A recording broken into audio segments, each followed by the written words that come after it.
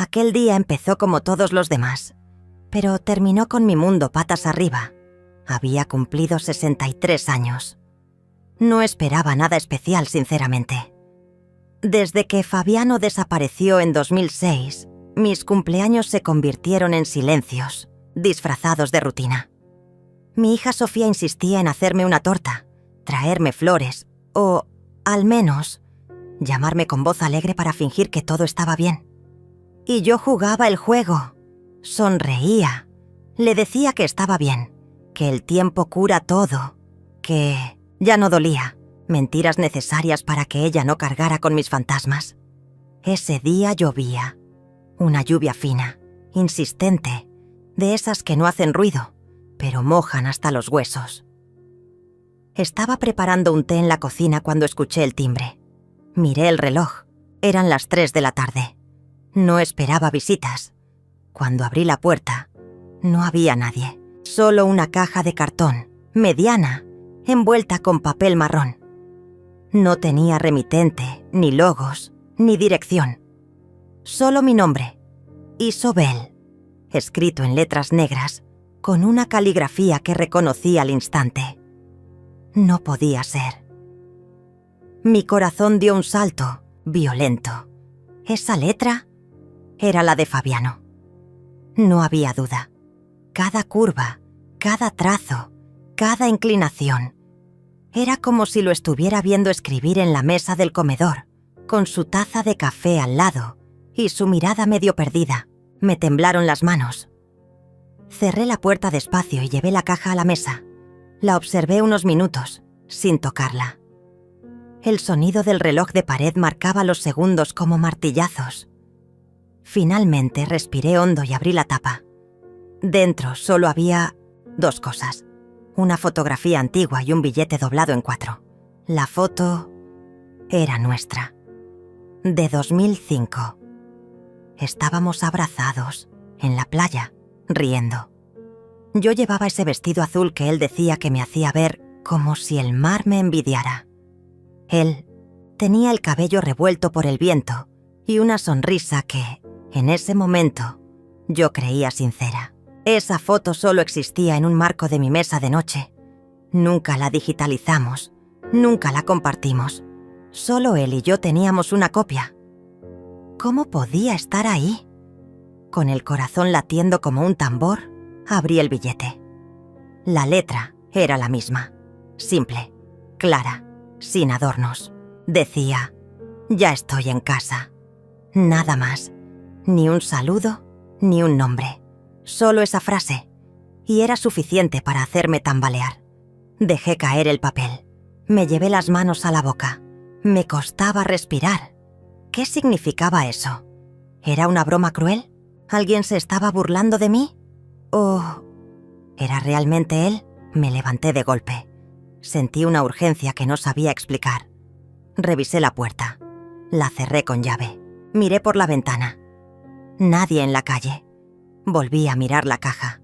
Estaba intacta, como si no acabara de abrir un portal a un pasado que juré haber enterrado. Me senté. Cerré los ojos. Imágenes de Fabiano inundaron mi mente. Su voz diciéndome, Isobel, no hay tormenta que yo no enfrente contigo. Su risa. La forma en que me tocaba la espalda cuando pasaba por detrás mío. Pero también recordé los silencios, las ausencias, los días en que no volvía a dormir, el aniversario, que pasó en un viaje de trabajo y nunca explicó. La última vez que lo vi, con una camisa blanca, cerrando la puerta con un «vuelvo en un rato», que jamás se cumplió. Abrí los ojos, volví a leer el billete. «Ya estoy en casa». Era una frase vacía o un mensaje en clave, y yo tenía que descubrirlo. Llamé a Caroline, mi mejor amiga. Le conté todo. Se quedó en silencio unos segundos, y luego dijo, «Eso no puede ser una coincidencia, Isa. Ten cuidado. ¿Querés que vaya?» Le dije que no. Necesitaba estar sola, pero su voz, siempre firme, me dio una especie de ancla. Fui al cuarto de Fabiano. Bueno, el que solía ser nuestro cuarto. Lo mantuve cerrado por años, como si, al no tocarlo, pudiera conservar su olor, su presencia. Lo abrí con lentitud. Todo estaba cubierto de polvo. La cama intacta, el placard cerrado. Caminé hasta el escritorio. Allí estaba su cuaderno negro. Lo abrí. Última anotación. Marzo de 2006. No puedo más con esto, pero no tengo opción. ¿Con qué no podía? ¿Qué opción no tenía? No recordaba haber leído eso antes. Siempre estuvo ahí. De repente una ráfaga de aire me hizo mirar hacia el pasillo. La ventana del fondo se había abierto. Corrí a cerrarla, pero algo en el piso llamó mi atención. Era una hoja doblada que parecía haber sido arrastrada por el viento desde algún rincón olvidado. La recogí. Era otra nota, más antigua, con la misma letra. Si un día desaparezco no es porque te dejé, es porque necesitaba empezar de nuevo. Me caí de rodillas. Las lágrimas brotaron sin permiso. ¿Qué clase de despedida era esa? ¿Por qué no me lo dijo? Volví al comedor. Tomé la caja, la giré. En la base, escrito a lápiz, había una dirección. Una que no reconocía, pero con un detalle espeluznante. La palabra hogar, escrita al lado, como si me estuviera invitando o desafiando. En ese momento decidí algo que no había hecho en casi 2 décadas. Iba a buscarlo. No por él, por mí, por la mujer que fui, por la que soy ahora, porque ya no tenía miedo, porque merecía saber. Pero antes tenía que revisar cada rincón de esta casa. Algo me decía que el mensaje no terminaba ahí, que esto era solo el principio, que Fabiano nunca se fue del todo.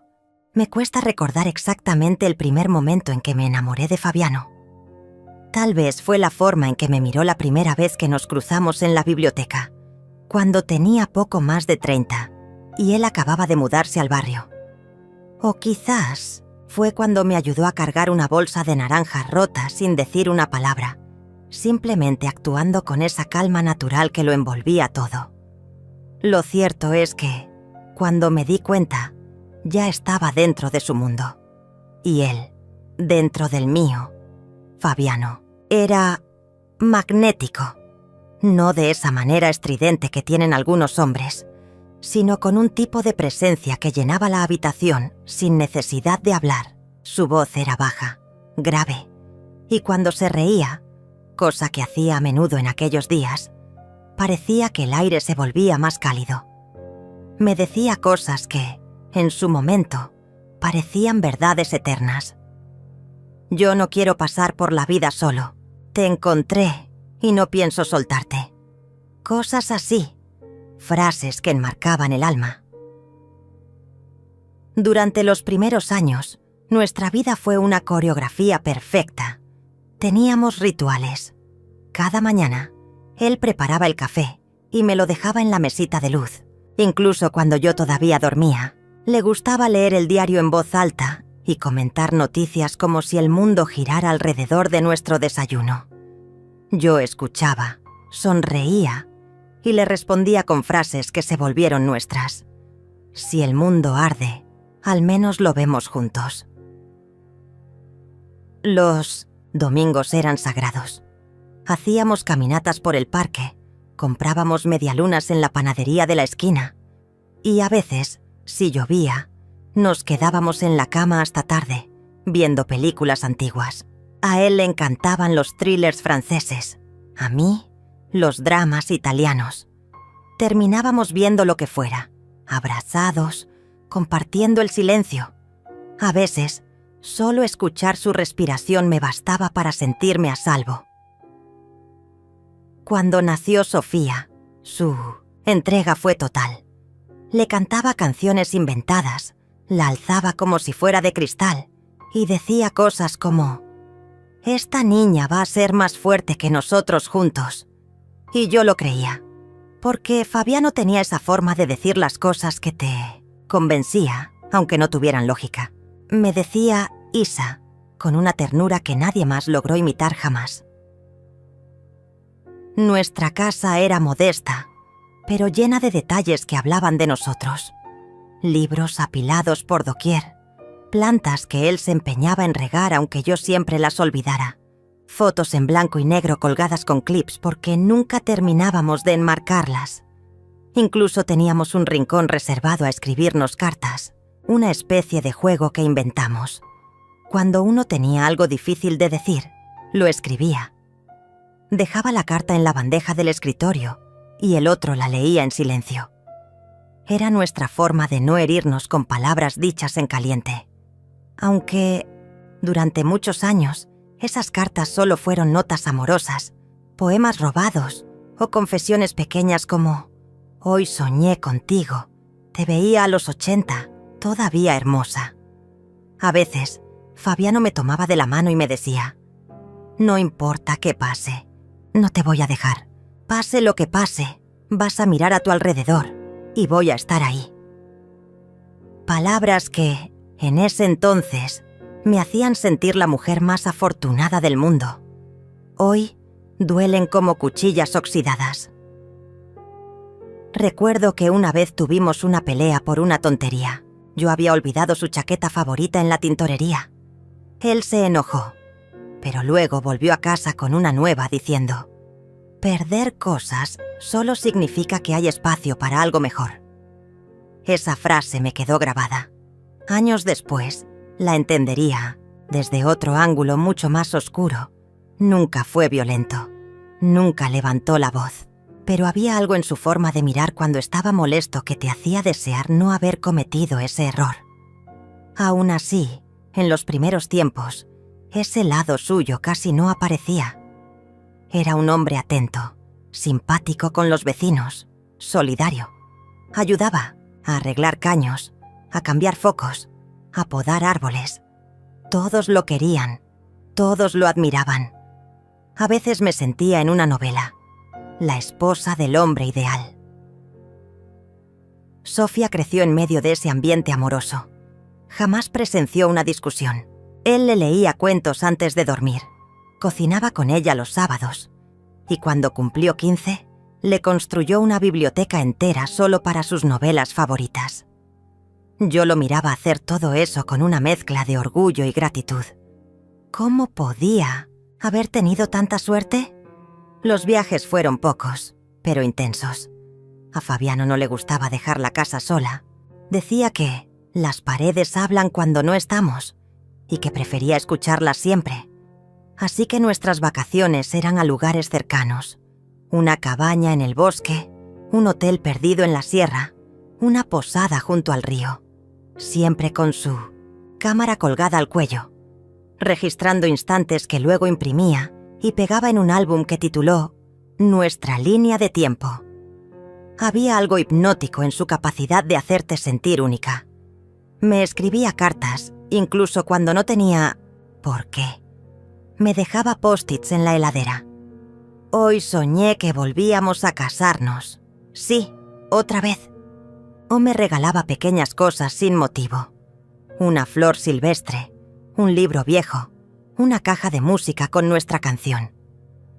Siempre decía que los grandes gestos eran para la gente que no sabía sostener lo cotidiano. Y él sostenía. O eso creí. Incluso nuestras peleas parecían coreografiadas. Nunca duraban mucho. Él sabía cuándo pedir perdón, cuándo callar, cuándo abrazar. Tenía ese arte de desactivar la tormenta con un susurro. Yo, enamorada, cedía. Pensaba que así era el amor, que lo nuestro era real, que sobreviviríamos a todo. ¡Qué ingenua! Mamá solía decir que el amor verdadero te hace sentir en casa, incluso cuando estás perdido. Y yo, con Fabiano, siempre me sentí en casa. Por eso su desaparición me dejó en ruinas. Porque no se llevó solo su ropa y sus fotos. Se llevó mis cimientos, mi mapa emocional, mi brújula. Se llevó mi idea de futuro. Y sin embargo, durante aquellos primeros años, nunca imaginé que algo pudiera romperse. Si alguien me hubiese dicho que ese hombre, el de las cartas, los cafés, las risas compartidas, era capaz de abandonarme sin una palabra, lo habría llamado loco, porque Fabiano me miraba como si yo fuera su salvación. Me decía que sin mí no sería nadie, que si alguna vez me perdía, él caminaría el mundo para encontrarme. Palabras, promesas que hoy sé que eran ecos huecos, pero en ese entonces eran mi verdad, mi escudo, mi refugio. Vivíamos una mentira bellísima, y yo era la protagonista feliz de una obra que él ya había empezado a desmontar desde mucho antes de que me diera cuenta. No puedo decir que hubo un día exacto en el que todo empezó a cambiar. Lo que ocurrió entre nosotros fue más bien una erosión lenta, casi imperceptible al principio, como esas paredes que parecen firmes hasta que un día, con solo tocarlas, se desmoronan. Así fue con Fabiano. Así fue con nuestro amor. Los primeros signos fueron sutiles. Pequeños gestos que antes eran automáticos empezaron a desaparecer. El café en la mesita de luz ya no estaba cada mañana. A veces decía que se le había hecho tarde. Otras ni siquiera lo mencionaba. Yo no reclamaba. Al menos no de inmediato. Me decía a mí misma que era normal, que después de tantos años la rutina podía volverse más dispersa, que era solo cansancio. Nada más. Después vino el silencio.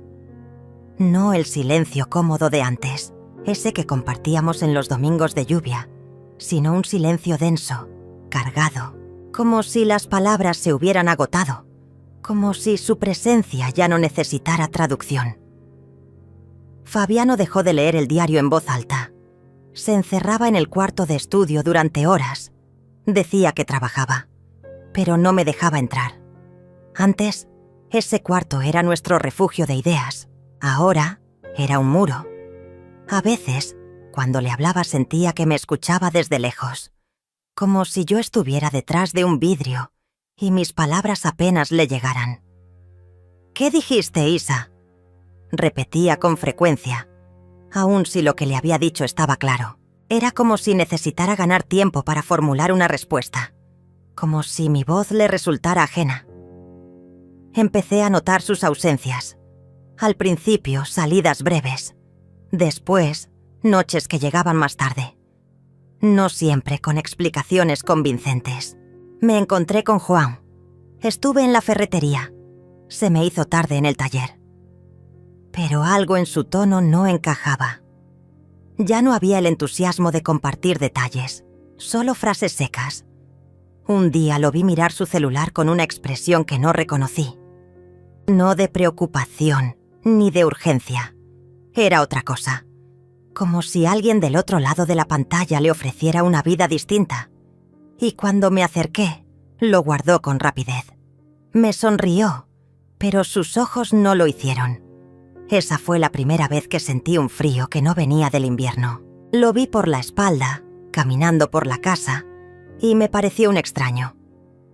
Su forma de moverse era más tensa, sus hombros más caídos, su ropa más neutra. Ya no me pedía que eligiera sus camisas ni me mostraba las fotos que tomaba con su cámara. De hecho, la cámara desapareció. Me dijo que se había roto. Nunca la reemplazó. Sofía notó algo también. Una tarde me preguntó por qué papá ya no cocinaba con ella. Me dolió más que cualquier otro detalle, porque si Fabiano estaba alejándose de mí, aún tenía sentido. Pero alejarse de su hija, eso era otra cosa. Me limité a decirle que estaba ocupado, que a veces los adultos se sienten cansados. Ella, con sus ojos adolescentes, asintió en silencio. Pero entendí que sospechaba. Los niños perciben más de lo que decimos, y Sofía siempre fue intuitiva. Empecé a observarlo más de cerca, a notar cómo evitaba el contacto físico. Ya no me rozaba la espalda cuando pasaba detrás de mí en la cocina. No me tomaba la mano en la cama. Ni siquiera me besaba al salir. A veces, solo abría la puerta. Decía un «vuelvo después» y desaparecía por horas. Le pregunté una vez a dónde iba. Me dijo que necesitaba aire, que no se sentía bien en casa. Y luego, como si no se diera cuenta del puñal que acababa de lanzar, se fue. Las cartas también se detuvieron. Aquella bandeja en la que solíamos dejarnos palabras se volvió un mueble más. Pasaron semanas, luego meses. Ni una nota, ni una frase. Solo vacío. Quise escribirle. Pensé en dejarle una carta preguntando qué estaba pasando, pero algo en mí me lo impidió. Era como si al ponerlo en palabras sellara la sentencia. Como si al escribir ¿qué nos está pasando?, reconociera que ya no había un nosotros. Su perfume cambió. Ya no era el aroma amaderado que me abrazaba por las mañanas. Ahora olía a algo más fuerte, más invasivo, más artificial, como si intentara cubrir algo. Y con ese nuevo perfume vino también un nuevo lenguaje corporal. Evitaba mis ojos. Se ponía nervioso cuando me acercaba. Su celular siempre estaba en silencio, boca abajo, con una clave que antes no existía. Una noche, mientras él dormía, me levanté y lo observé. Su rostro era el mismo, pero sus expresiones ya no me eran familiares. ¿Quién era ese hombre en mi cama? ¿En qué momento se había ido sin moverse del lugar? Pensé en despertarlo, en decirle: ¿volvés por un instante? ¿Me buscas otra vez? Pero no lo hice. Me volví a la cama en silencio, abrazada a mi vacío. Las excusas empezaron a ser más absurdas. Un día dijo que tenía que viajar por trabajo. Nunca había viajado solo. Le ofrecí acompañarlo. Dijo que no era necesario, que solo sería un par de días. Regresó con una camisa nueva que nunca le había visto, con el cuello manchado de algo que no supe nombrar. Le pregunté si se había divertido. Me dijo: no fue placer, y se encerró en el baño. Empecé a hablar con mis amigas. Cristina, mi confidente, me miró con pena cuando le conté que sentía a Fabiano distante. Tal vez está en crisis, Isa. Los hombres se pierden fácil cuando no saben qué quieren. Pero algo en su tono sonaba a advertencia, como si ella también supiera, aunque no me lo dijera. Una noche, mientras ordenaba los cajones del escritorio, encontré una servilleta con una letra que no era la suya. Decía simplemente: gracias por anoche. Repetimos pronto. Me temblaron las manos. No le dije nada. Lo guardé en mi memoria, en mi estómago, en mi silencio. No quería confrontarlo. No quería saber, porque sabía que, si abría esa puerta, ya no habría vuelta atrás. Prefería vivir en la ambigüedad de una sospecha que en la certeza de una traición. Pero el amor, cuando se pudre, huele. Y yo ya no podía ignorar el hedor. Nuestra casa se volvió una cáscara. Sofía empezó a salir más. Yo me refugié en mis libros, en mi jardín, en mi rutina. Y él, en su mundo invisible. A veces, cuando cruzábamos miradas, sentía que quería decirme algo, pero nunca lo hacía. O tal vez era yo quien aún quería ver algo de humanidad en él. Lo esperé muchas noches con la cena servida. A veces no llegaba. Otras llegaba tarde, comía en silencio y se iba a dormir sin decir buenas noches. Me abrazaba la costumbre, no el amor. Me sostenía la esperanza, no la verdad. Y cada vez que lo veía alejarse, sentía que una parte de mí moría un poco más. Así comenzó a deshacerse mi matrimonio. No con gritos, no con violencia, sino con la indiferencia más cruel. La de quien ya no te ve, aunque esté frente a ti. La de quien ya decidió irse, pero aún no encontró la excusa perfecta para hacerlo. Y yo seguía ahí, esperando que, en algún rincón de esa casa que construimos juntos, quedara aún una chispa, un gesto, una palabra que me dijera: Isa, estoy perdido, pero quiero volver.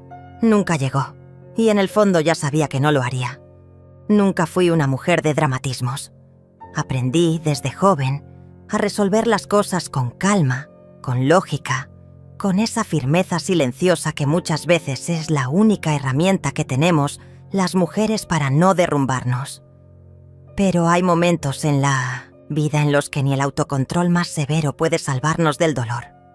El día que Fabiano me humilló fue como una grieta abierta en el pecho, una herida que nunca pedí, pero que me dejó desnuda frente a todos y frente a mí misma. Sucedió un sábado. Era el cumpleaños número 18 de nuestra hija Sofía. Llevábamos semanas organizando todo. Ella quería algo sencillo, pero especial. Una tarde en casa, con sus amigos más cercanos, la familia, una cena ligera y música suave. Me encargué de cada detalle. Los bocadillos que le gustaban, las fotos que seleccionamos juntas para colgar, en el jardín, las luces que colgaban como estrellas pequeñas sobre las mesas. Cristina me ayudó con todo. Y aunque mi corazón estaba inquieto, me obligué a centrarme en el momento. Era un día para Sofía. No para mis dudas, no para mis miedos, para ella. Fabiano no participó en la organización. No preguntó, no opinó, no ayudó. Solo dijo con voz cortante: estaré.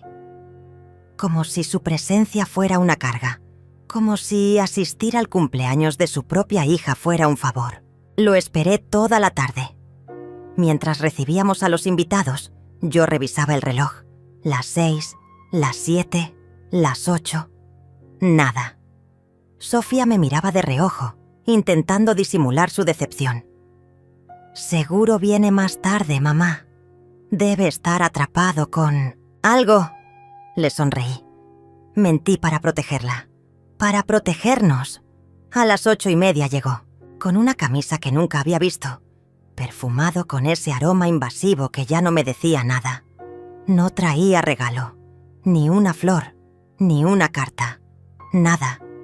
Solo entró, saludó con frialdad a algunos y se sirvió una copa de vino. Ni siquiera buscó a Sofía. Fue ella quien se acercó, tímida, con una sonrisa forzada. «Papá, pensé que no venías». Él respondió con un beso en la mejilla, sin mirarla a los ojos. No me iba a perder esto. Pero su cuerpo decía otra cosa. Su postura, su indiferencia, su distancia. Gritaban que no quería estar ahí. Durante la cena se sentó lejos de nosotras, con unos primos lejanos, con gente con la que apenas hablaba. Yo lo observaba desde el otro extremo del jardín, rodeada por las amigas de Sofía, fingiendo una tranquilidad que me estaba desgarrando por dentro. Cristina notó mi rigidez. Me tocó la mano, con esa mirada que no necesitaba palabras. «Estoy aquí», decían sus ojos. Me aferré a eso. Llegó el momento del pastel. Todos reunidos, luces bajas, risas. Sofía pidió que estuviéramos los tres juntos para soplar las velas. Se acercó a mí, me tomó de la mano y luego miró a su padre. «¿Venís?» Fabiano dudó. Literalmente dudó. Como si no supiera si debía unirse. Finalmente se acercó, pero sin ganas. Nos posicionamos frente al pastel y cuando todos empezaron a cantar, él sacó su celular. En medio de ese instante tan nuestro, tan íntimo, tan esperado por nuestra hija. Él se apartó, atendió una llamada y se alejó. El silencio fue brutal. Las voces murieron en segundos. Sofía lo miró irse con los ojos cristalinos. Yo sentí que me faltaba el aire. Todos nos observaban. La familia, los amigos. Yo no sabía dónde meterme. Tomé la mano de mi hija y le dije: «Sopla, amor, hacelo por vos». Ella lo hizo, en silencio. El humo de las velas se mezcló con su decepción. Cuando él volvió, después de 10 minutos, no pidió disculpas. Solo dijo: «Era importante». Me acerqué a él, no con furia, sino con una dignidad que me costó cada músculo del cuerpo. «¿Era más importante que tu hija?», Pregunté en voz baja. Él me miró, con esa frialdad que ya le era habitual, y dijo: «No empeces ahora, no arruines la noche». La noche ya estaba arruinada, por él, por su ausencia, aún estando presente. Cristina se me acercó después. Me abrazó sin decir nada. «No tenés que aguantar esto, Isa», me susurró. Pero yo ya no sabía si tenía fuerzas para no aguantar, porque a veces resistir es lo único que queda cuando todo lo demás se derrumba. Fabiano se fue temprano. Dijo que estaba cansado. No esperó el brindis, ni las fotos, ni el momento en que Sofía abrió los regalos. Yo lo vi subirse al auto y desaparecer en la noche. Y supe, en ese instante, que ya no había marcha atrás, que algo dentro de mí había muerto. No era tristeza, era algo más profundo. Era el duelo por un amor que ya no existía. Esa fue la primera vez que sentí vergüenza, no por mí, sino por él, por lo que se había vuelto, por la figura hueca que ocupaba un espacio sin sentido.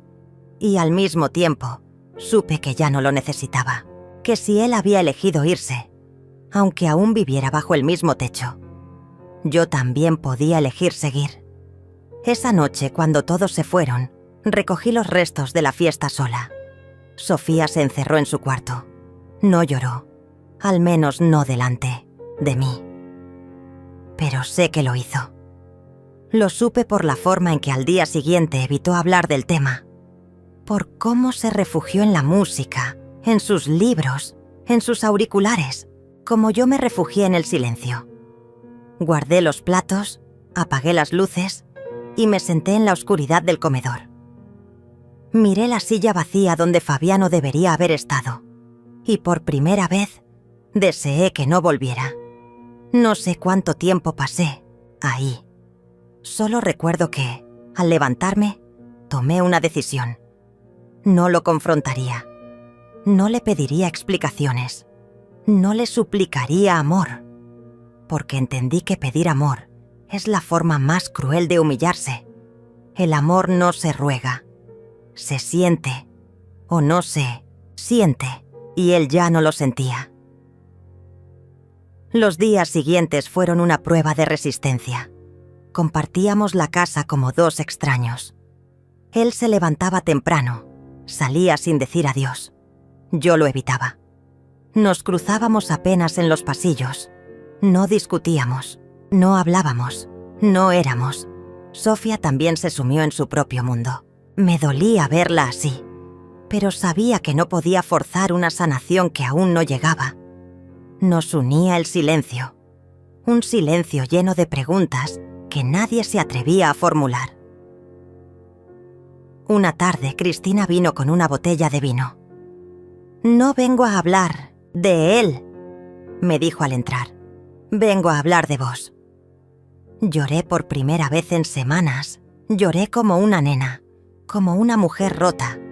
Y en ese llanto encontré algo de alivio, porque cuando el cuerpo ya no puede soportar más, llora por donde puede. A partir de ese día, algo dentro de mí empezó a moverse. No era fuerza aún, era apenas un murmullo, una voz lejana que me decía: «Isa, no te perdiste, solo te quedaste esperando demasiado». Y tenía razón. Yo había esperado a Fabiano durante años, pero ya no más. La humillación no había sido la llamada, ni su ausencia emocional. Había sido su desprecio frente a todos, su indiferencia pública. Y eso no se perdona, porque no solo me rompió a mí, también rompió a su hija, y eso era imperdonable. A partir de esa noche, empecé a escribir, no cartas para él, no diarios íntimos. Escribía pensamientos sueltos, frases que me anclaban, me recordaban que aún existía, que aún podía reconstruirme. Cristina me animó a seguir. Me regaló una libreta. En la primera hoja escribió: «Tu historia no termina acá». Y no terminó ahí. Solo estaba empezando a despertar. No sé si fue una mañana como cualquier otra, porque cuando la memoria se mezcla con el trauma, todo se distorsiona. Pero lo que sí recuerdo con claridad fue el silencio. Ese silencio denso, cargado, como si la casa supiera antes que yo lo que estaba a punto de suceder. Me levanté temprano, como siempre. Puse agua para el mate, abrí la ventana de la cocina y miré ese mismo jardín que años atrás habíamos cuidado juntos. El viento movía las cortinas con una suavidad que contrastaba con el temblor en mi pecho. Algo no estaba bien. Fabiano no estaba en la cama. Pensé que había salido a correr, como a veces hacía. Pero sus zapatillas seguían junto a la puerta. Tampoco estaban las llaves del auto. Tampoco su celular, ni su reloj, ni la billetera. Subí al altillo, bajé al lavadero.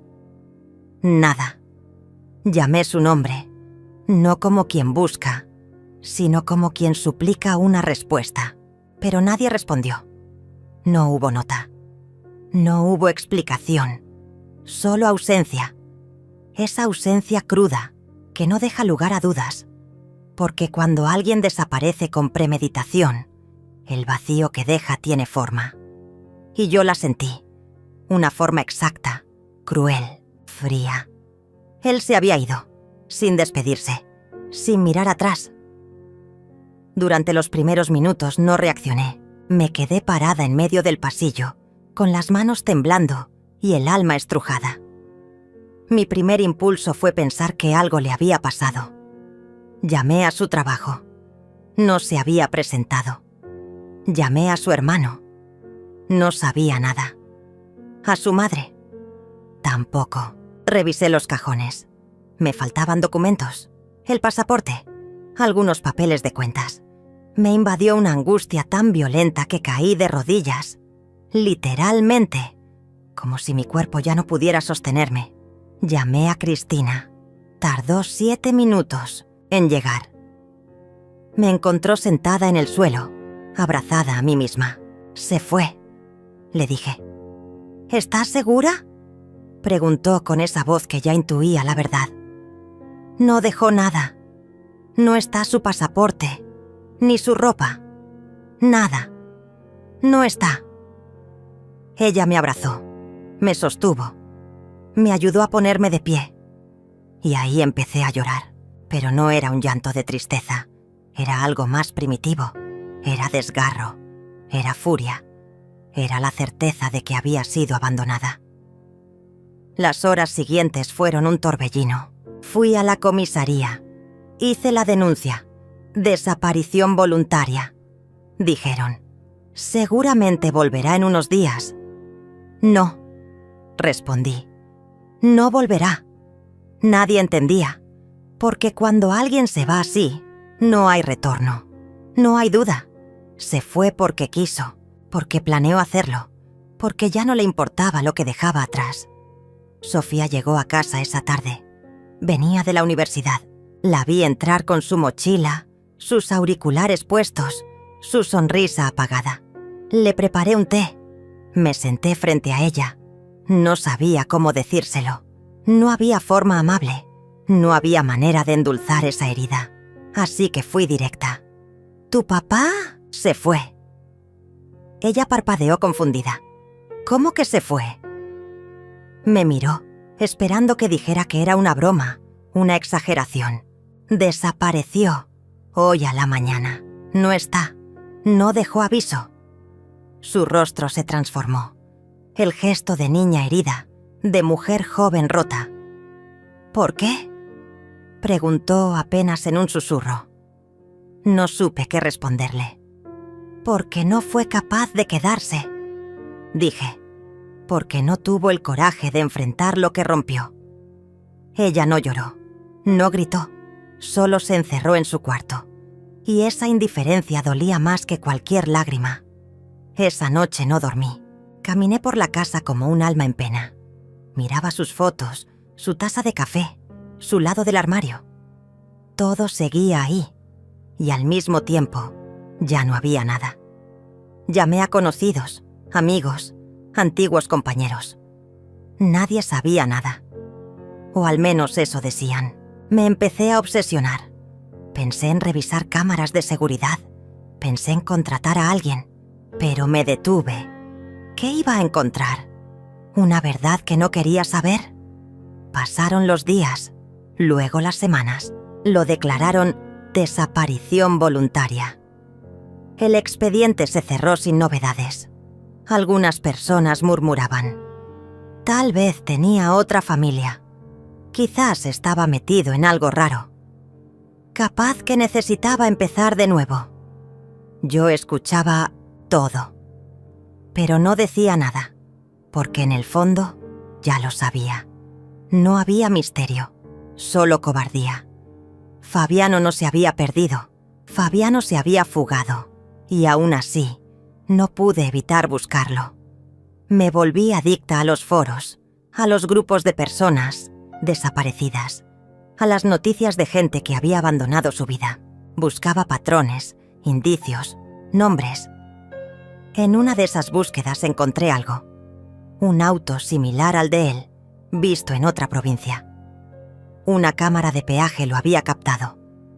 No era una prueba concluyente, pero bastó para confirmarme que estaba vivo. Que simplemente se había ido. Cristina me advirtió. No te obsesiones. No vas a encontrar paz en una explicación, solo en vos misma. Pero yo necesitaba entender. No por él, por mí. Porque el abandono sin explicación es una forma de tortura. Y yo ya había soportado demasiado. Sofía también empezó a cambiar. Se volvió más reservada, más fuerte en apariencia. Pero yo la conocía. Sabía que debajo de esa coraza había una niña rota. A veces la escuchaba llorar por las noches. No decía nada. Solo me sentaba fuera de su puerta, en silencio, haciendo guardia con mi amor. Pasaron 3 meses, luego 6, luego 1 año. La vida, dicen, sigue. Pero no es verdad. La vida se arrastra cuando el alma está herida. Aún así, empecé a reconstruir rutinas. Volví al centro comunitario. Hacía manualidades. Tomaba clases de yoga con Cristina. Empecé a salir a caminar sola. Cambié las cortinas. Pinté la pared del living. Cambié la cerradura. Porque aunque no lo dijera, en el fondo temía que un día, sin aviso, él volviera. Y yo ya no quería que esa puerta se abriera para él. Los vecinos dejaron de preguntar. La familia dejó de llamarlo. Era como si Fabiano se hubiera evaporado. Pero yo lo sentía en cada rincón, en cada silencio, en cada pregunta que nadie hacía. Una tarde, mientras limpiaba un armario, encontré una carta vieja. Una que él me había escrito años atrás, cuando cumplimos 20 años de casados. Decía: nunca podría irme sin vos, sos mi raíz. Qué fácil es mentir con poesía. Qué cruel es convertir las promesas en cuchillas. Guardé esa carta, no como un recuerdo, sino como prueba de que el amor, cuando no se cuida, se convierte en ruina. No volví a hablar de él. No frente a Sofía, no frente a nadie. Pero, en mis sueños, su rostro aparecía, no con ternura, con vacío, como un espectro de lo que fue, como un recordatorio de que hasta el amor más profundo puede desaparecer sin dejar rastro. Hasta que, un día, pasó. Una caja apareció en mi puerta, sin remitente, pequeña, forrada en papel marrón, ligera, sin marca, sin pistas. La abrí con manos temblorosas. Dentro, una sola cosa. Una fotografía vieja. Nosotros 3. Fabiano, Sofía y yo. En el parque, cuando ella tenía 5 años. Yo aún usaba el cabello largo. Él tenía esa sonrisa que yo tanto amaba. Y atrás de la foto, una nota, escrita con su letra inconfundible. Ya estoy en casa. Sentí un frío recorrerme el cuerpo. No era miedo. Era algo más profundo. como si el tiempo se hubiera encogido, como si todo lo que había enterrado quisiera salir de golpe. Cristina llegó esa tarde. Le mostré la caja. «¿Qué vas a hacer?», me preguntó. Yo no supe qué decirle, porque por primera vez en mucho tiempo no sabía si quería saber la verdad. Solo sabía que algo se había reactivado, una grieta abierta, un ciclo que nunca se cerró y que, tal vez, estaba a punto de estallar. Estuve horas con la caja sobre la mesa del comedor, mirándola como si fuera un artefacto maldito. No sabía si tocarla otra vez, si esconderla, si quemarla. Me levanté, di vueltas por la casa, volví a sentarme. Abría la tapa, la cerraba, observaba esa fotografía una y otra vez, como si pudiera extraerle algo nuevo. Pero no, era la misma imagen de siempre. Nosotros tres, sonriendo en un banco del parque. El sol sobre nuestros rostros, la inocencia de Sofía, el brazo de Fabiano sobre mi hombro. Una escena congelada de un tiempo que ya no existía. Y detrás, esa frase, esas 4 palabras que taladraban mi mente sin descanso. Ya estoy en casa. ¿Qué significaba eso? ¿Que había vuelto? ¿Que me estaba vigilando? ¿Que había estado aquí, en esta misma puerta, dejando el paquete con sus propias manos? Me levanté y fui directo a la puerta de entrada. La abrí con un golpe seco y revisé los alrededores. Nada. La calle vacía. Nadie mirando. Nadie moviéndose. Era como si el mundo se hubiera suspendido justo en el momento en que esa caja apareció. Llamé a Cristina, otra vez. Ya no me importaba interrumpir su día. Ella llegó sin decir nada, como siempre. Me encontró en el pasillo, descalza, temblando. Le tendí la caja como si fuera una prueba de que mi cordura estaba en peligro. ¿Estás segura de qué es su letra?, me preguntó. Más que nunca. Esa I curva, esa forma de acentuar «estoy», hasta usó ese tipo de tinta azul que tanto le gustaba. Es él. Cristina se sentó conmigo. Observamos la caja durante largos minutos. Me sostuvo la mano. No dijo nada más. No hacía falta. Esa noche no dormí. Caminé por toda la casa, encendiendo y apagando luces, abriendo cortinas, revisando cerraduras. Algo se había activado dentro de mí. No era solo miedo.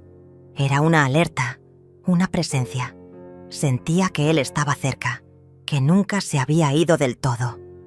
Al amanecer tomé una decisión. Bajé al sótano. El sótano había sido uno de los lugares favoritos de Fabiano. Allí guardaba sus herramientas, sus papeles viejos, sus proyectos, como los llamaba. Llevaba años sin entrar. Bajé los escalones de madera con una linterna en la mano, porque las bombillas ya no funcionaban. El aire olía a humedad y polvo, y cada tabla crujía como si se quejara de mi presencia. Allí, entre cajas y telarañas, encontré algo. Un baúl cerrado con candado. Nunca lo había visto antes. O quizás había estado ahí siempre, y yo simplemente lo había ignorado. El candado estaba oxidado, pero aún firme. Fui al garaje, busqué una cizalla y lo rompí. Al abrir el baúl, lo que encontré me dejó paralizada. Carpetas, fotos, documentos, cartas, todo organizado como un archivo secreto. Había un pasaporte a nombre de Andrés Figueroa, con la foto de Fabiano. Una licencia de conducir con otro nombre aún, Ramiro Delgado. Incluso había cuentas bancarias abiertas en otros países. Recibos, movimientos, todo detallado, prolijo, como si hubiera estado planeando su desaparición durante años. Pero lo más perturbador no fue eso. Fue una carta, sin sobre, firmada, escrita de puño y letra por él. Decía: «Si encontraste esto, es porque no pude volver a buscarlo. No me odies. Nada de lo que viví fue mentira, pero tampoco fue del todo verdad. Fui muchas cosas antes de ser tu esposo, Fernanda. Y algunas de esas cosas todavía me persiguen. Lo que te llevaste de mí fue real, pero lo que yo era... No. Perdón por todo. Leí esa carta una y otra vez hasta que las lágrimas me nublaron la vista. ¿Qué significaba? ¿En qué estaba metido? ¿Quién era en realidad el hombre con el que compartí más de 20 años? Volví a subir con todos los papeles. Sofía me vio y palideció. «¿Qué es eso, mamá?» «Es la verdad», dije, «o parte de ella». Pasamos la tarde revisando los documentos. Encontramos movimientos en cuentas extranjeras, nombres de ciudades en las que nunca estuvimos, una foto de un niño que no reconocimos y luego una postal, antigua, con una fecha del año 1994. En el reverso, escrito a mano: «Siempre supiste cómo desaparecer». No tenía firma, pero sí un detalle escalofriante: el dibujo de una casa, la nuestra, tal como era antes de las remodelaciones. Me sentí observada. Me sentí traicionada de nuevo. Como si todo nuestro matrimonio hubiese sido una fachada, una puesta en escena. ¿Quién más sabía? ¿Con quién se comunicaba? Esa noche algo cambió en mí. Ya no tenía miedo. Tenía rabia, determinación. Necesitaba respuestas. Y ya no esperaba que él me las diera. Volví a la caja, busqué debajo del forro, revisé los dobleces. Encontré algo, una hoja pequeña, oculta entre el cartón y el papel. Era un mapa, hecho a mano. Señalaba un lugar en las afueras, un antiguo galpón abandonado cerca del arroyo, donde años atrás solíamos ir a caminar. El lugar estaba marcado con una cruz roja y al costado, escrita en letra pequeña: «Lo que no pude decirte está allá». Al día siguiente me preparé para ir. No le dije a nadie, ni a Sofía, ni a Cristina. Tomé la linterna, una muda de ropa, el mapa, y conduje. El galpón estaba cubierto de maleza, viejo, oxidado, cerrado con una cadena débil. La rompí con una palanca que encontré en el maletero. El interior olía a encierro y abandono. Y ahí, en una mesa de madera, otra caja, similar a la primera, más grande. La abrí.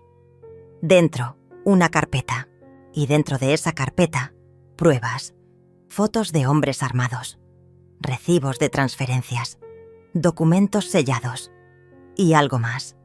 Un contrato de colaboración con una agencia internacional. Fabiano había sido informante, o espía, o algo entre medio. La historia que contaban esos papeles era de doble identidad, infiltración, fuga. No entendía del todo, pero sí entendía lo esencial. Él había vivido una vida paralela. Algo lo había obligado a desaparecer. Algo peligroso, algo sucio. Y en medio de todo eso, estábamos nosotras. Me senté en el suelo. No lloré, no grité, solo respiré, porque de repente todo encajaba. Las mentiras, las ausencias, las frases misteriosas, su desaparición, su silencio, el regalo, la nota. Él no solo se había ido, se había escondido. Nos había usado para proteger algo, o a alguien. Guardé todo. Salí de ahí. Cerré la puerta. Y mientras caminaba hacia el auto, sentí algo. No sé si era alivio o furia, pero sabía que esta historia no había terminado. Él me estaba guiando a propósito. Estaba dejando pistas. Él quería que yo supiera, que llegara a esta verdad. ¿Por qué ahora? ¿Qué lo había hecho aparecer después de tantos años? Al volver a casa, Sofía me esperaba en el porche. ¿Dónde estuviste? Buscando respuestas. ¿Y las encontraste? Algunas. Otras están por venir. Ella no insistió. Solo me abrazó. y en ese gesto silencioso comprendí que ya no era la misma mujer que había sido abandonada. Ahora era otra, una que sabía más, una que ya no esperaba, una que, aunque aún temblara por dentro, había recuperado el control de su historia. Esa noche, al acostarme, volví a mirar la foto, la que venía en la primera caja. Noté algo nuevo, algo que antes no había visto. En el banco, detrás de nosotros, había una sombra, una figura borrosa, desenfocada, un hombre, mirando directo a la cámara. Y por primera vez supe que alguien más había estado ahí con nosotros ese día. Alguien que nunca notamos, alguien que quizás seguía ahí, observando, esperando. No dormí esa noche, ni la siguiente. El descubrimiento en ese galpón había sido como abrir una compuerta enterrada durante años. Ahora, toda la podredumbre, toda la verdad que Fabiano había enterrado con tanto esmero, comenzaba a salir a flote. Y ya no se trataba solo de mí, ni de nuestra historia. Se trataba de Sofía, de nuestra seguridad, de nuestra vida entera que, por años, había estado edificada sobre una mentira cuidadosamente sostenida. A la mañana siguiente, mientras Sofía desayunaba en silencio, decidí que ya no podía protegerla con el silencio. Merecía saber lo que su padre había hecho. Merecía entender por qué su infancia estuvo marcada por una desaparición sin explicación. Me senté frente a ella con la carpeta entre las manos. «Necesito mostrarte algo», le dije sin preámbulos. Abrió los ojos, alerta. Asintió. Fui desplegando los documentos sobre la mesa. Los pasaportes, los nombres falsos, las fotografías, el contrato de colaboración. Sofía los miraba uno a uno sin pestañear, como si cada hoja le quitara un poco más de aire. Cuando terminé, me atreví a levantar la mirada. «Tu padre no era quien decía ser», le dije. «Y lo que nos hizo no fue solo una traición emocional. Fue una fuga». Ella tardó en reaccionar. Se levantó, caminó por la sala, se detuvo frente a la ventana. «¿Por qué nunca me contaste que había una posibilidad de que él estuviera vivo?» «Porque no la había, hasta ahora. Él se aseguró de que creyéramos lo contrario». Volvió a sentarse. Tomó una de las fotos con las manos temblorosas. En ella Fabiano aparecía con otra mujer y un niño. «¿Quiénes son?», susurró. «No lo sé», respondí con honestidad. «Pero lo voy a averiguar». Ese fue el punto de inflexión. El momento en que decidí ir hasta el fondo. Ya no bastaba con descubrir pedazos sueltos. Necesitaba reconstruir el rompecabezas completo. Quería saber quién había sido Fabiano antes de ser mi esposo. ¿Qué lo había llevado a construir una doble vida? ¿Y por qué, de repente, había decidido dejar pistas de su paradero? ¿Era culpa? ¿Era una advertencia? Contacté a un investigador privado. Le entregué todo el material. Le pedí discreción absoluta. Mientras tanto, Cristina me ayudaba a ordenar cronológicamente los documentos. Descubrimos que durante los años 90, Fabiano había viajado a Paraguay, Bolivia, Colombia y Perú. Y en cada país había dejado un rastro leve pero visible. Cuentas bancarias, facturas de hoteles, incluso una infracción de tránsito en Lima bajo el nombre de Carlos Navarro. Cristina fue la primera en decirlo en voz alta. «Esto no es un hombre común escapando de una vida aburrida. Esto es una red, una operación. Y si él está implicado, entonces todavía corre peligro. Y tú también». El investigador me llamó una semana después. Tenía información. Nos reunimos en un café discreto en el centro. Era un hombre delgado, de rostro afilado, mirada incisiva. Me mostró una serie de documentos recientes. Había rastreado una de las cuentas que aún se mantenía activa, en nombre de Arturo Vallejos. Había realizado una transferencia hacía apenas 3 semanas, desde Buenos Aires. ¿Cree que está allí?, pregunté. No solo eso, dijo. Encontré una propiedad a su nombre, un pequeño departamento en Palermo, y según el portero del edificio, alguien con sus características entra y sale con regularidad, siempre solo, siempre en horarios distintos, pero nunca permite visitas. Mi corazón comenzó a latir con fuerza. Fabiano no solo estaba vivo, estaba cerca y me estaba observando. Había dejado que lo encontrara. Le pedí al investigador la dirección exacta. Me la escribió en un papel. Lo doblé y lo guardé en mi bolso. No le dije a nadie, ni siquiera a Cristina. Esa noche preparé una pequeña maleta, le dejé una nota a Sofía y tomé el primer bus hacia Buenos Aires. El viaje fue largo, 16 horas de pensamientos entrecortados, recuerdos que se mezclaban con teorías, imágenes que me atormentaban. Lo que más me dolía no era haber sido engañada. Era pensar que había amado a un hombre que nunca existió. Llegué al edificio al amanecer. Era moderno, discreto. No levantaba sospechas. Me senté en un banco frente a la entrada, cubierta con un pañuelo, gafas oscuras, fingiendo ser una mujer cualquiera esperando un taxi.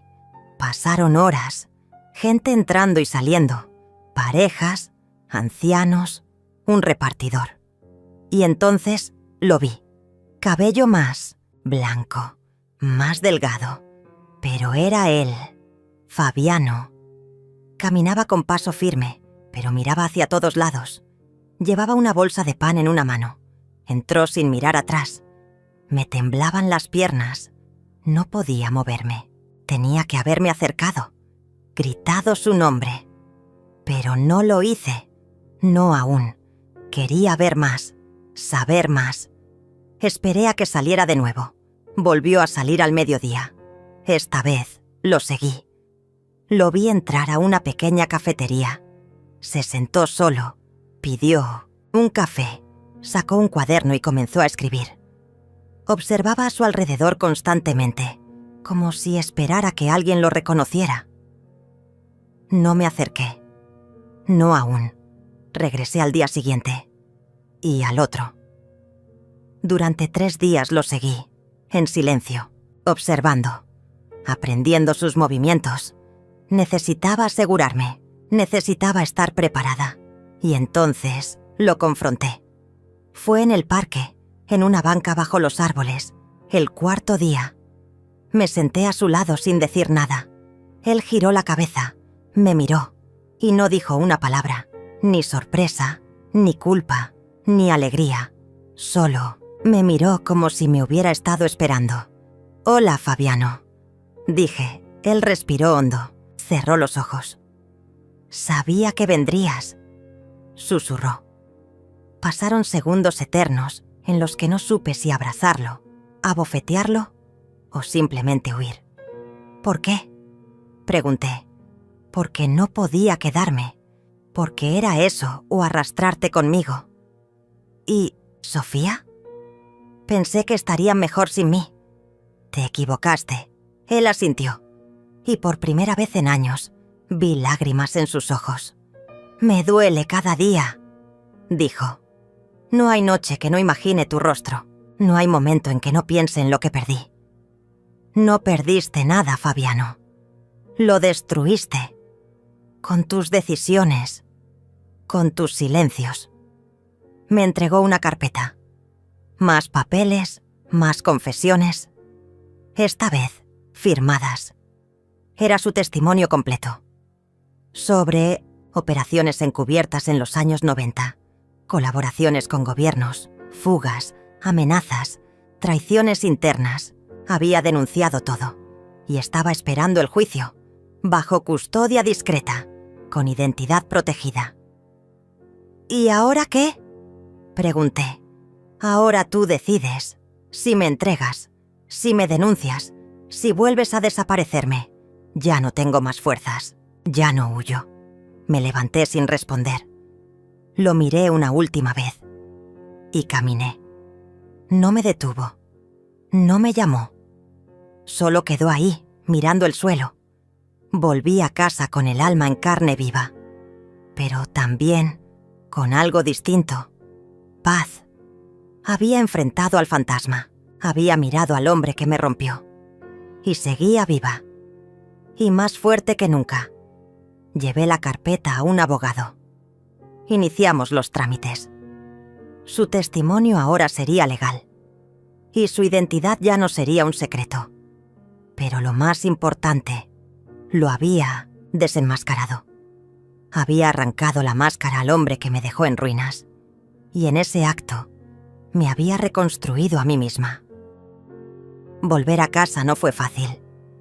No después de haberlo visto. No después de confirmar con mis propios ojos que Fabiano seguía vivo, que respiraba el mismo aire que yo, que caminaba por las mismas calles, mientras yo pasaba los últimos 18 años preguntándome en qué momento lo había perdido. Pero lo peor no era eso. Lo peor era que, aún con toda la verdad frente a mí, no sentía alivio, solo un vacío profundo, una mezcla de tristeza, decepción y, por extraño que parezca, lástima. Fabiano no era el monstruo que había imaginado durante tantos años.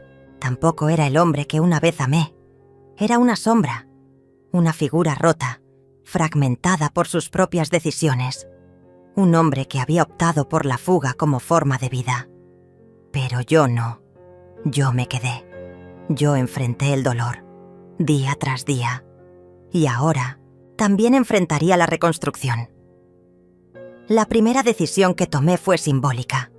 Cambié las cerraduras de todas las puertas de la casa. No porque temiera que Fabiano regresara, sino porque sentía que necesitaba proteger mi espacio.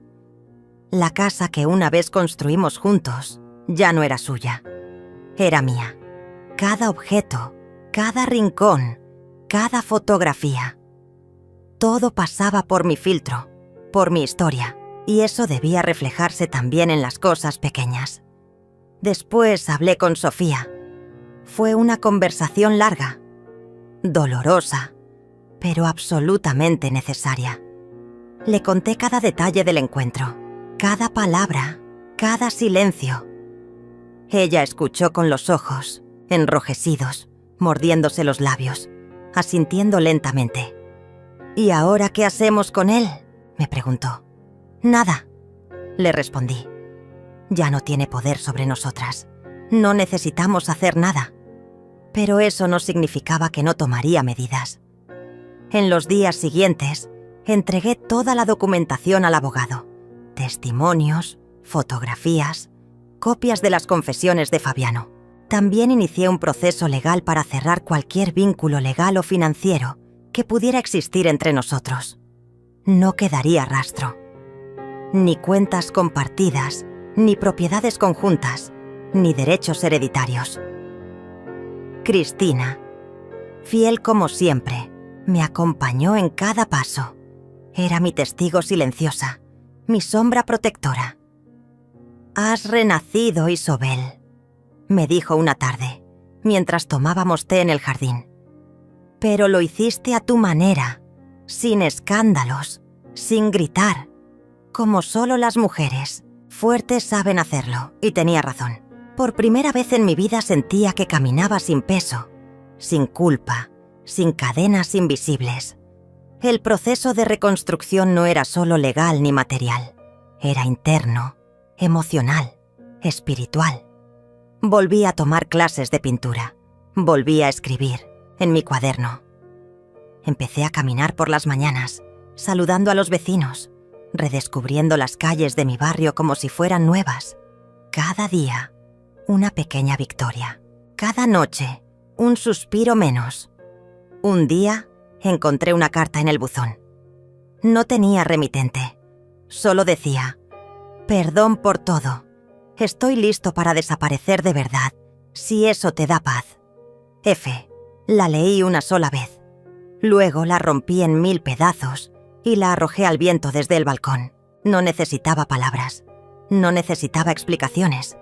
Lo único que necesitaba era silencio, y ese, por fin, empezaba a llegar. Las noticias comenzaron a circular semanas después. Un ex colaborador de inteligencia, escondido por años bajo una identidad falsa, se entregaba a las autoridades con pruebas de una red internacional de corrupción. Su nombre no aparecía en los titulares, pero yo sabía quién era. No hice comentarios, no di entrevistas, no busqué notoriedad. Solo observé. Y mientras el mundo descubría una verdad que yo ya conocía, yo seguía construyendo la mía. Sofía, por su parte, empezó a asistir a terapia. Por primera vez, hablaba abiertamente del abandono, del dolor, de las noches de infancia en las que esperaba una respuesta que nunca llegaba. Su proceso era distinto al mío, pero igual de valiente. Ella no buscaba justicia. Buscaba sentido. Y poco a poco lo iba encontrando. Una tarde vino a visitarme con un sobre en la mano. Lo abrió frente a mí. Era un documento. Cambió legalmente su apellido. Ya no era Sofía Ramos. Ahora era Sofía Valverde. Mi apellido, mi linaje, nuestra historia. Lloramos juntas, en silencio, porque sabíamos que algo se había cerrado, que una etapa terminaba y otra comenzaba. Volví a mirar las fotografías antiguas, las de nuestra boda, las vacaciones, los cumpleaños. Ya no dolían igual, ya no me arrancaban lágrimas. Eran simplemente recuerdos, imágenes congeladas de una vida que existió, pero que ya no me definía. Cristina me propuso un viaje. Portugal. Un pequeño pueblo costero donde su familia tenía una casa. Dudé, pero acepté. Y fue ahí, frente al mar, rodeada de sal y viento, donde sentí por primera vez en años una alegría genuina. Reí a carcajadas, bailé bajo las estrellas, caminé descalza por la arena y entendí que la reconstrucción no era solo reparación, era transformación. Ya no era la mujer que esperaba respuestas, era la mujer que elegía caminos. De regreso comencé a escribir un libro, no sobre Fabiano, no sobre su traición, sino sobre mujeres como yo, mujeres que habían sido borradas, silenciadas, relegadas, mujeres que, sin hacer ruido, se levantaban cada día y seguían, y lo titulé La mujer que volvió a escribir su historia. Mi historia no era perfecta, pero era mía, y cada palabra escrita era una forma de recuperar el tiempo, de honrar el dolor, de agradecer la resiliencia. Un día, cualquiera, al salir del mercado, me crucé con una mujer que me miró fijamente. Se acercó, me tocó el brazo. ¿Usted es Isobel?, preguntó. Asentí sorprendida. «Gracias», me dijo simplemente. «Por hablar, por mostrar que se puede volver a empezar». No supe qué responder. Solo sonreí. La reconstrucción no era un destino, era un proceso. Y en ese proceso, yo ya no era una víctima, ni una sobreviviente. Era una mujer entera, una mujer que había atravesado el fuego y había salido del otro lado, sin miedo. Nunca fui una mujer vengativa, pero sí una mujer que aprendió, a fuerza de golpes y silencios, a distinguir entre justicia y castigo. Lo que me había pasado con Fabiano no podía deshacerse. No había forma de borrar 18 años de incertidumbre, abandono y cicatrices emocionales. Pero sí podía hacer algo para impedir que su historia se repitiera, para proteger a otras y, sobre todo, para cerrar definitivamente ese capítulo. La carta que me envió, esa que rompí sin dudar, fue su último intento de seguir marcando el ritmo. Una disculpa tardía no era redención, mucho menos dignidad. Era apenas un gesto débil, y yo ya no reaccionaba ante gestos débiles. La investigación en torno a su verdadera identidad había comenzado a tomar forma en los tribunales. Gracias a los documentos que entregué, la copia de su pasaporte falso, la confesión escrita, los contactos con la mujer de Curitiba y las fotos de su nueva vida. La fiscalía tenía pruebas sólidas para iniciar un proceso penal por fraude de identidad, evasión fiscal, abandono de hogar y una lista interminable de cargos administrativos. Pero yo no asistí a ninguna audiencia. No lo necesitaba. Mi abogado fue claro. Podríamos buscar una compensación económica. Le respondí sin pestañear. Quiero que desaparezca de mi historia. No quiero su dinero. No quiero su nombre. Solo quiero cerrar todo esto con la dignidad intacta. Y así lo hicimos. Fabiano fue citado formalmente. La noticia no ocupó portadas, pero se coló en las columnas judiciales de los periódicos locales. Un caso más de doble vida, de engaño, de fuga. Pero para mí era mucho más que eso. Era el fin del eco. Un día recibí un mensaje inesperado. Venía de un número desconocido. No era de Fabiano. Era de Ana Lucía, la mujer con la que él había formado su segunda vida. «Necesito hablar con usted. Me dijo que usted sabía todo. Me mintió durante años». Podía haberla ignorado, pero algo en mí, no sé si compasión o instinto de cierre, me hizo responder. Acordamos vernos en un café pequeño, lejos de miradas, lejos de mi barrio, lejos de mi nueva calma. Ella llegó antes que yo. Era más joven que yo, bastante. Pero no era ingenua. Tenía ojeras, el rostro marcado por días sin dormir. Tenía el gesto roto. «Lo echaré de la casa hoy», me dijo sin rodeos. «No puedo seguir viviendo una vida que fue construida sobre mentiras», asentí. No necesitaba decirle más. ¿Sabía que me presentó como viudo? ¿Que su esposa había muerto en un accidente? El aire me cortó por dentro, pero no reaccioné. Ya nada me sorprendía. A veces pienso que él realmente cree sus propias historias, le dije, como si se las repitiera tanto que ya no pudiera distinguir lo real de lo inventado. Ana Lucía bajó la mirada. Tenía lágrimas contenidas. No lloró. No frente a mí. «Gracias por decirme la verdad. Nadie más lo habría hecho». Nos despedimos sin abrazos, sin promesas, solo con la mirada de dos mujeres que sin quererlo fueron piezas de la misma mentira. Días después, el abogado me confirmó que Fabiano había perdido el derecho sobre cualquier bien compartido. Incluso su nombre, legalmente vinculado al mío, fue revocado. Ya no había Fabiano Ramos. No existía en mis papeles, ni en mis cuentas, ni en mis fotos, ni en mi puerta. Apareció una última carta. Sí, otra, esta vez con el remitente visible. Desde un centro de reclusión preventiva. Sé que no me merezco nada, pero necesito que sepas que nunca fui feliz. Ni contigo, ni sin ti. Todo fue miedo. Miedo a ser yo mismo. A decepcionar. A enfrentarme. Perdón por haber sido tan cobarde. No, la rompí. La guardé. No por nostalgia, sino como testimonio. Como pieza de evidencia emocional.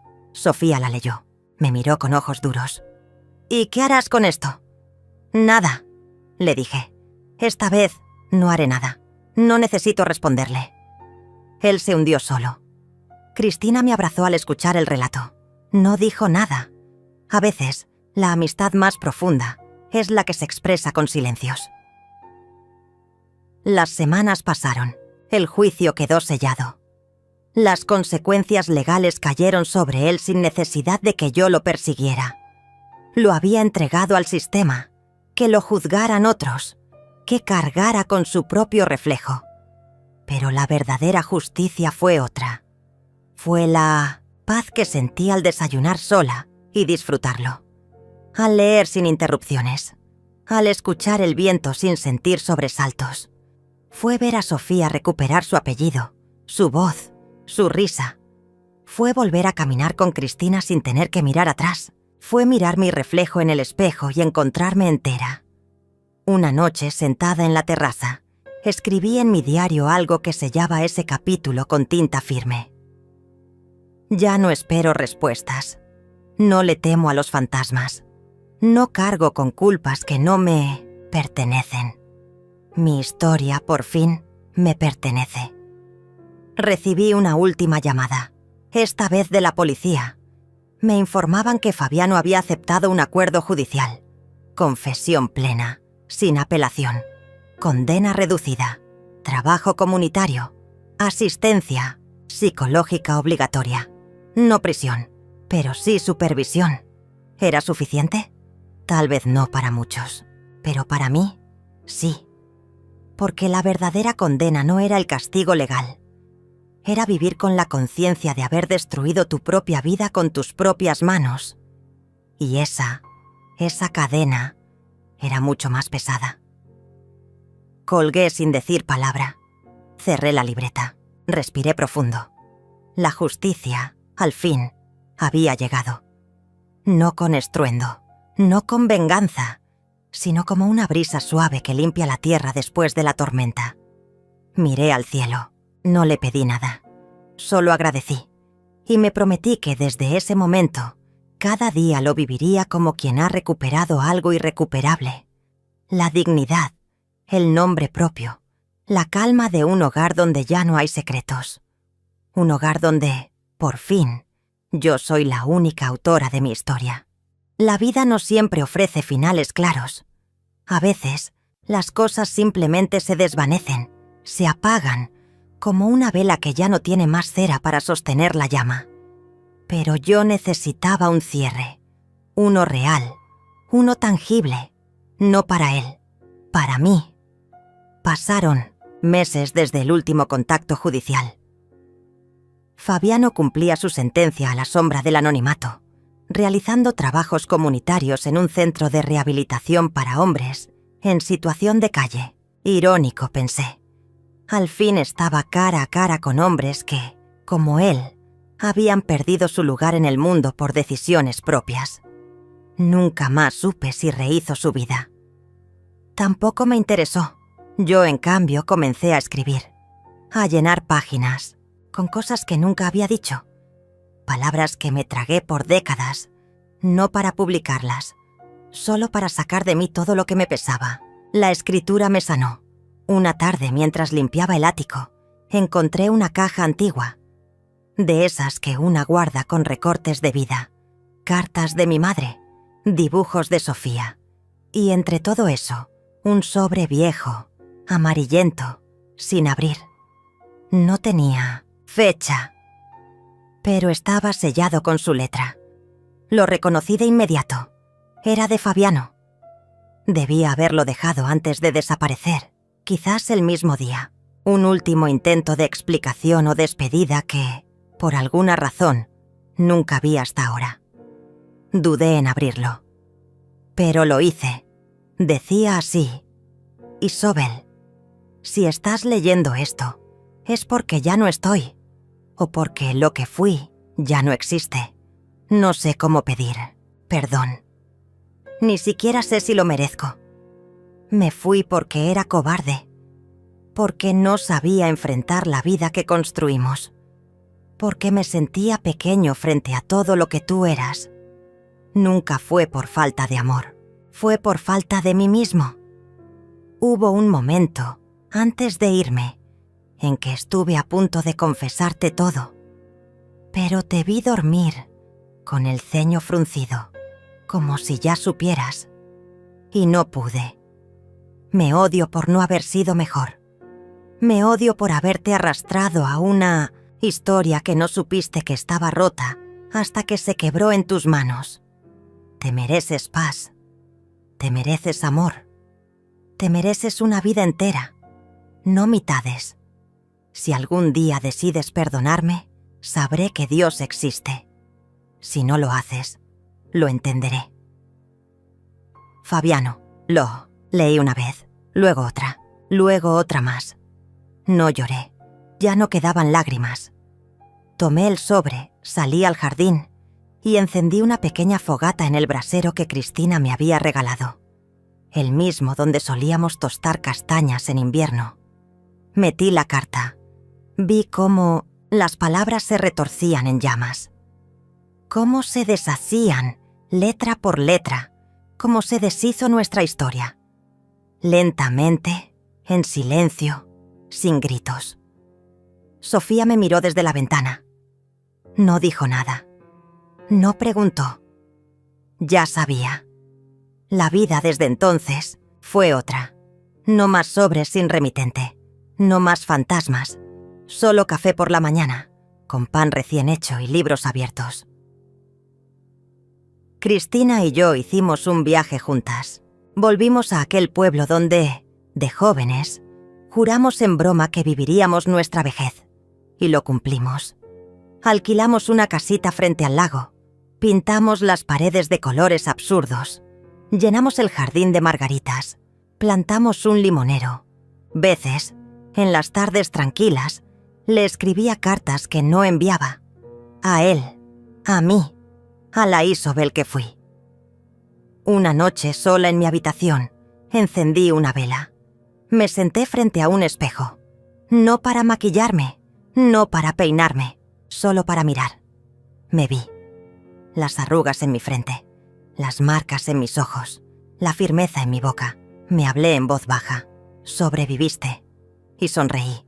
Esa fue mi última carta, la única que importaba. No escrita en papel, sino en piel, en alma, en aire. Tiempo después, recibí una llamada de la hija de Ana Lucía, no para hablar de él, sino para agradecerme. Gracias por no devolverle el golpe. Gracias por hacer justicia con elegancia.